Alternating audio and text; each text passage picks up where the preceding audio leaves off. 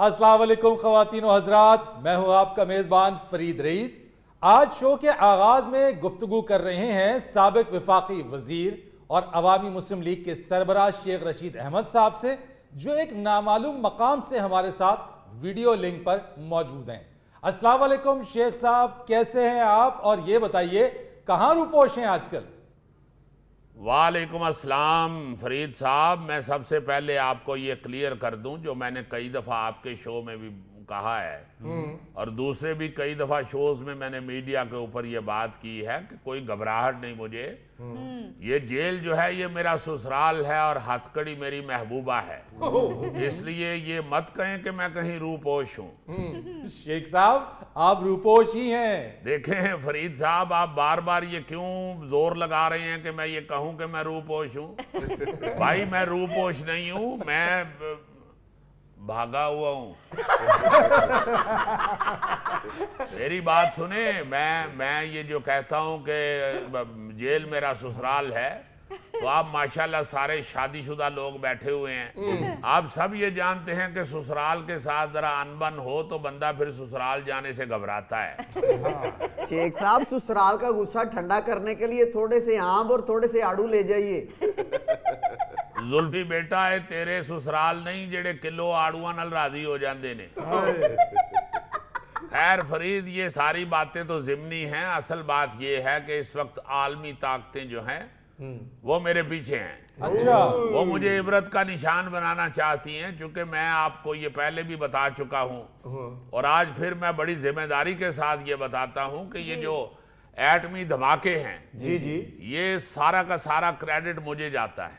जी जी हाँ, मैं जी मैं बिल्कुल आपको ये सही कह रहा हूं कि ये सबको मालूम है, आलमी ताकतें भी जानती हैं कि पाकिस्तान के एटमी धमाके शेख रशीद ने किए हुए हैं। जी वो तो नवाज शरीफ साहब ने किए हैं। ओ भाई, नवाज शरीफ साहब वजीर आजम थे, ठीक है, मगर उनमें इतनी ताकत नहीं थी, इतना हौसला नहीं था कि ये एटमी धमाके करें। ये तो मैंने जिद की, मैं अड़ गया, बल्कि मैं जमीन पे लेट के एड़ियां मारनी शुरू हो गया।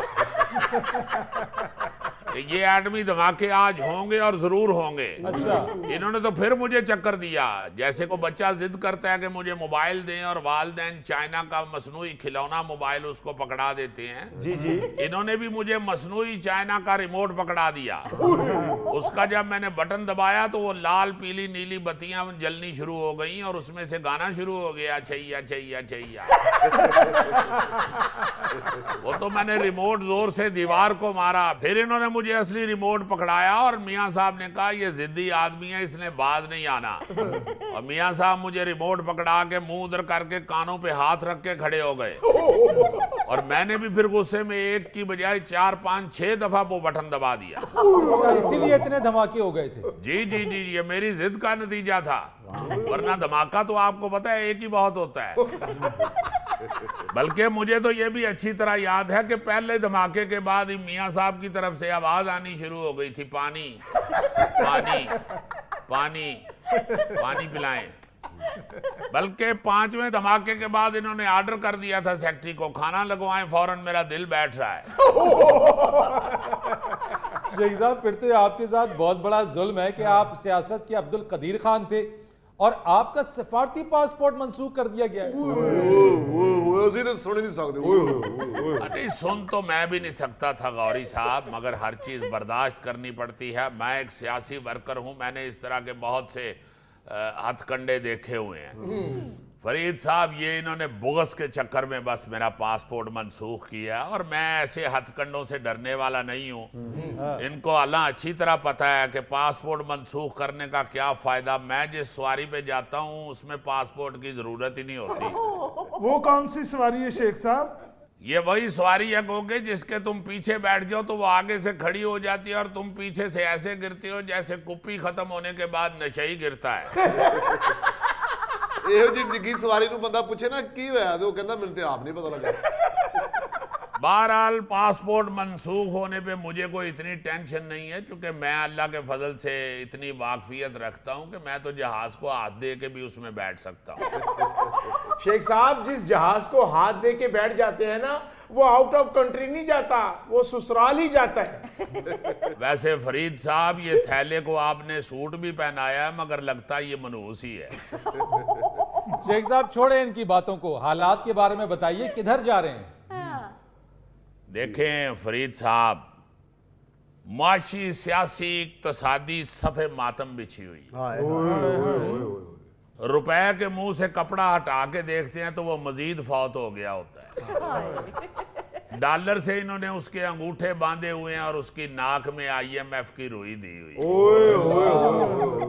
ये क्या कह रहे हैं, कैसी बातें कर रहे हैं शेख साहब? मैं बिल्कुल सही कह रहा हूं। डिफॉल्ट डार का दरवाजा खटखटा रहा है और डार दरवाजा खोलने की बजाय अंदर सीडी लगा के बैठा हुआ है। कुंडी ना खड़का सोने, सीधा ही अंदर आ।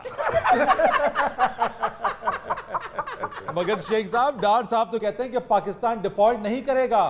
देखें डार साहब तो और भी बहुत कुछ कहते हैं, बंदा उनकी किस किस बात पे कान धरे।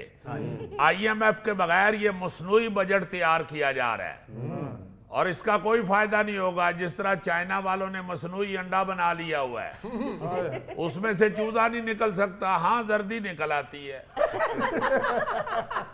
ये डार साहब ने वो बारात तैयार की हुई है जी, जहां पे शादी हाल भी है, बारात भी है, बैंड बाजा भी बज रहा है, मगर ये शादी गुड्डी गुड्डे की है। उसी तरह इनके बजट में आदादो शुमार भी होंगे, रिलीफ भी होगा, मगर वो सारा कुछ प्लास्टिक के उस फ्रूट जैसा होगा जो दुकानदार ने अपनी दुकान की सजावट के लिए रखा होता है। और वो प्लास्टिक का फ्रूट बड़ा फ्रेश और सेहतमंद लग रहा होता है, मगर जब कोई उसे खरीदने के लिए जाता है तो वो पेटी में से गले सड़े और दब वाले फ्रूट निकाल के दे देते। सो जिस तरह उस प्लास्टिक के फ्रूट का गाहक को कोई फायदा नहीं होगा, इसी तरह इस बजट का गरीब आदमी को कोई फायदा नहीं होगा। शेख साहब, आप ऐसे ही डरा रहे हैं। इस हुकूमत ने पेट्रोल भी सस्ता किया है, डीजल भी सस्ता किया है। पुत्र तेरा डीजल पेट्रोल नाल की ताल्लुक है? तू शुरली ते बह के लाहौर आ जाना, शुरली ते बह के गुजराले टुट जाना।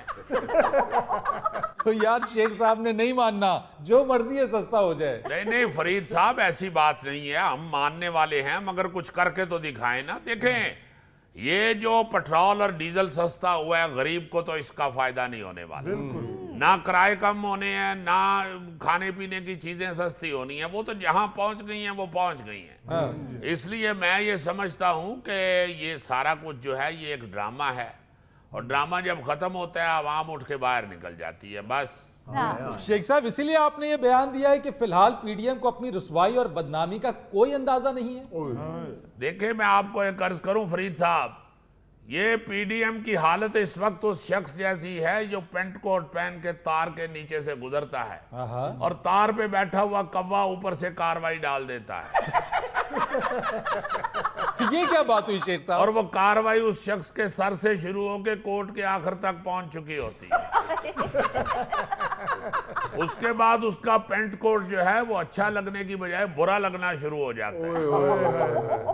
तो ये जितनी मर्जी कार्रवाई डाल लें, इनकी हालत उसी शख्स जैसी होनी है, इन्होंने बुरा ही लगना है। ये तो फरीद साहब इतने गंदे हो चुके हैं जितना गंदा किसी पागल आवारा का कोट होता है।